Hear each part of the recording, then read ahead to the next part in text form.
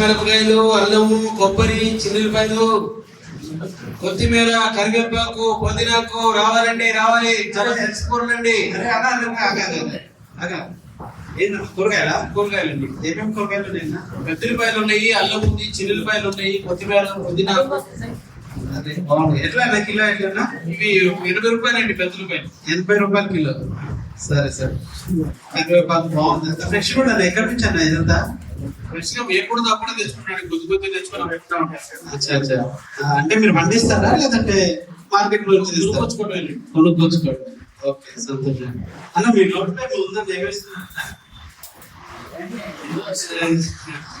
చిన్న అలవాటు లేదు. ఐడియా పొగాకు. అన్న మీకు ఒక విషయం తెలుసా? పంట పొలాల్లో పొగాకు గేదెలు కూడా తినేవాళ్ళు. అందుకే పంట పొలాలకి ఎక్కడ కంచేయారు తెలుసా? ఎందుకంటే అది ఆరోగ్యానికి మంచిది కాదు. నువ్వు తీసుకున్న పొట్లం మీద కూడా ఉంటుంది, ఆరోగ్యానికి హానికరం అని. అది తినడానికి కాదన్నా మనకు దేవుడికి నోరించింది. మంచి పండ్లు, మంచి కూరగాయలు అమ్ముతున్నావు కదా, ఏదైనా ఒక బెండకాయ తీసుకొని తినుకుంటుంది, మన మంచి ఆరోగ్యం ఉంటుంది. ఇదెందుకన్నా తిరుగుతూ ఉంటాము. అటు ఇటు చిన్న అలవాటు అయిపోయింది. మళ్ళీ పనులు చేయలేమండి. ఇది ఒకటైనా సాయంత్రం ఇది కూడా ఏదో అది ఏం చెప్తారండి. మనిషి దేవుడి యొక్క వాక్యం ఏం చెప్తుందంటే, బైబిల్ చెప్తా ఉంది, మనిషి 70 సంవత్సరాల ఆయుష్, అధిక బలం ఉంటే 80 సంవత్సరాలు. అంటే 80 సంవత్సరాలు మనం బ్రతికితే మన పిల్లలను కూడా చూస్తామని దేవుడి వాక్యం చెప్తారు. మరి ఇవన్నీ తింటే మనిషి ఏమైతే తెలుసా? మొన్న ఒక వార్త విన్నా. మంచిగా ఉన్నాడు, 40 సంవత్సరాలు కూడా లేడు, 38 సంవత్సరాలు తాగి తాగి తాగి తాగి కిడ్నీలు ఖరాబ్ అయిపోయింది, లివర్ ఫెయిల్ అయిపోయింది. చిన్న పిల్లలు ఏమైపోతుంది అన్న? మీకు ఎంతమంది పెళ్ళయిందన్న? ఇప్పుడు అమ్మేవాళ్ళు బాగానే అవుతున్నారు. ఏదో అలవాట్లేండి. మానుకోలేమంటే అంటే మన సొంత ప్రయత్నంతో ఏం చేసినా మానుకోలేమన్నా. ఎందుకంటే ఇది పాపపు స్వభావం మన హృదయంలో ఉంటుంది. అర్థమైందా? కానీ యేసు ప్రభు గురించి విన్నారా ఎవరైనా? మా ఇంటి దగ్గర మంచి పెట్టి పాడుతూ ఉంటారండి. ఇంటా ఉంటారు. అయితే ఒక మాట చెప్తాను. యేసు రక్తము ప్రతి పాపము నుండి కడిగి మనిషిని పవిత్రపరుస్తుంది.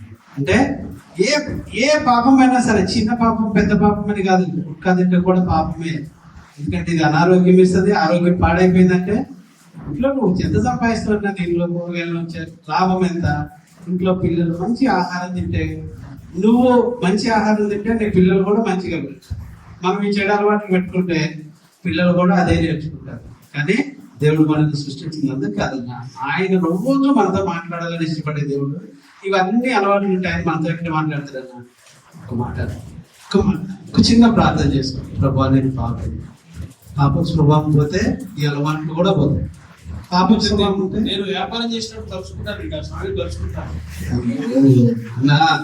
తలుచుకుంటే ఆయన మనల్ని తలుచుకోవాలి కదా. ఆయన మనల్ని తలుచుకోవాలి. మనం ఆయన తలుచుకుంటే కరెక్ట్, కానీ ఆయన మనల్ని తలుచుకోవాలంటే మనల్ని తెలుసుకొని ఉండాలి. మన హృదయంలో యేసు ప్రభు ఉండాలి. ప్రభు, నేను పాపిని. ఏం చేయక్కర్లేదు దీనికి. ఇంట్లో గోపురాలు తిరిగి గుండు కొట్టించుకోండి. సూక్ష్మంలో మోక్షం. ప్రభు, నేను పాపిని, నా పాపాలు క్షమించు. ఎందుకంటే బిడ్డగా చేర్చుకోవాలంటే మంచి వ్యాపారం జరుగుతుంది. దుర్వ్యసనాలు అన్నీ పోతాయి. మనలో ఉన్న దుర్వ్యసనాలు అన్నీ పోతాయి. ఒకప్పుడు నాకు కూడా అలవాట్లు ఉండేవి. కానీ నేను ఎప్పుడైతే యేసు ప్రభువుని నా సొంత రక్షకుడిగా అంగీకరించినానో అప్పుడు నా వ్యసనాలన్నీ తీసేసిండు. మెల్లిమెల్లిగా తీసేసిండు. తీసిన తర్వాత ఇప్పుడు నాకు ఏ అలవాటు లేదని కాదు, కానీ ఏదైనా చెడ్డ పనులు చేయాలంటే భయం వస్తుంది. దేవుడు నాతో మాట్లాడుతున్నాడు.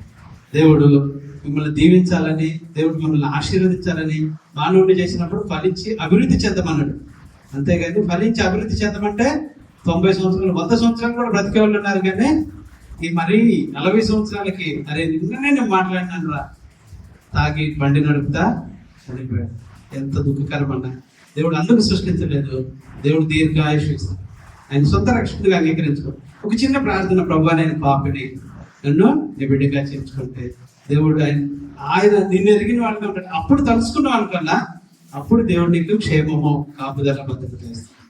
నీకోసం ప్రార్థన చేస్తాను, ఒక చిన్న ప్రార్థన చేస్తాను, కళ్ళు మూసుకో అని ఈ రీతిగా సువార్త ప్రకటించవచ్చు. ఇంకా చిన్న చిన్న 2 నిమిషాలు 3 నిమిషాల్లో కూడా సువార్త ప్రకటించి వారికి ఒక్క మాట చాలండి. అంటే మనం చెప్పే 100 మాటలను బట్టి కాదు, కానీ ఒక్క దేవుని మాట వారి జీవితాల్లో ఉంచబడితే కార్యము జరుగుతుంది.